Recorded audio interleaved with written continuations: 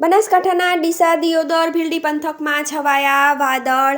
આકાશમાં વાદળછાયું વાતાવરણ. ગ્રામ્ય વિસ્તારોમાં વાદળછાયા વાતાવરણથી ખેડૂતોમાં ચિંતા વધી. સતત 2 દિવસથી આકાશમાં વાદળો ઘેરાતા ખેડૂતો ચિંતામાં મુકાયા. એરંડા, જીરું, ઈસબગુલ, રાજગરો, વરિયાળી, ઘઉં જેવા ખેતીના પાકોને વાતાવરણમાં પલટો આવશે તો થઈ શકે છે મોટું નુકસાન. કારણે 2 દિવસથી હવામાન ખરાબ હોવાના કારણે ખેડૂતો માટે એક નુકસાનકારક બની રહે એ ટાઈપનું અહીંયા તમે જોઈ શકો છો કે જ્યાં વાદળછાયું વાતાવરણ હોવાના કારણે ખેડૂત અત્યારે ચિંતા વ્યક્ત કરી રહ્યો છે અને પાક જ્યારે એમ કહેવાય કે તૈયારીમાં છે એની ચિંતામાં ખેડૂતનું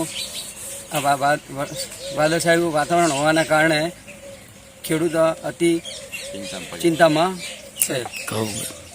જેમ કે ઘઉં, બટાકા છે, જીરું છે, આ બધા જ પાકો નુકસાન પામે એવી સંભાવના. 2 દિવસથી જે હવામાન વાદળછાયું વાતાવરણને લીધે જે જગતનો તાત કહેવાય ખેડૂત, તેને મોટું નુકસાન થવાની ભીતિ છે.